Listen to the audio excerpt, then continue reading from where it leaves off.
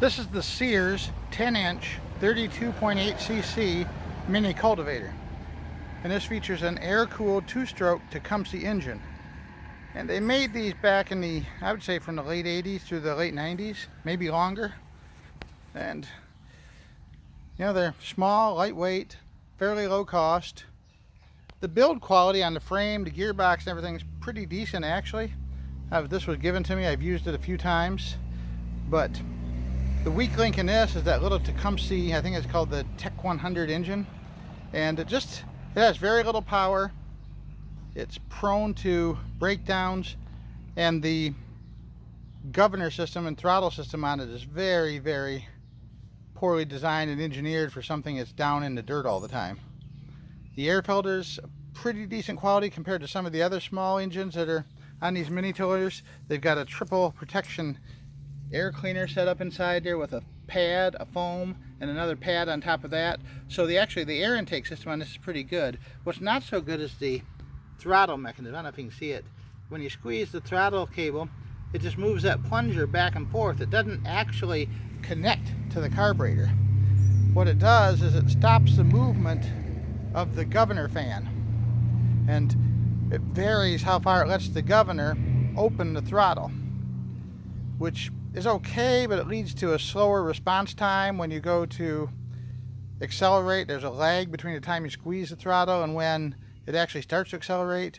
It's prone to getting dirt and grime up in there. The little spring that connects the air vane to the carburetor is very weak and under-engineered. And all in all, I'm not, you know, if you have sod or dirt, heavy clumpy clay that you wanted to mix up and fix your garden up with, this would not do the trick. You can't cut sod with this. You can't go through heavy clay or packed soil.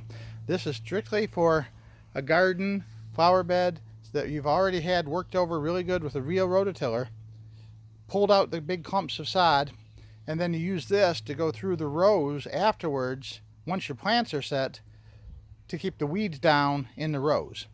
And if that's all you're going to use it for, that's fine. It's useful for that.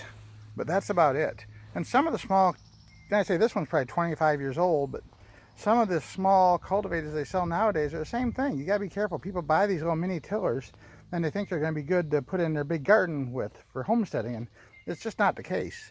They're for maintaining a planted and tilled garden so you don't have to bend down and pick out weeds as often. That's really what they're for. And if you come across one of these for sale cheap online or at a local garage sale, beware, because there's a lot of trouble with them. I really don't recommend them. And honestly, even if it was running in good shape, I wouldn't pay more than 40 bucks for one. It's just really not that valuable. You're not going to get that much satisfaction out of it, especially if you're buying this old used one. You know, 25 to 40 bucks for a running one is really about all you should pay for one of these. And if you can afford to go for something a little bit better and more modern, I would certainly upgrade if that's possible. Alright, that's my little review video of the Sears Craftsman mini tiller cultivator. Thanks for watching. Have a great day.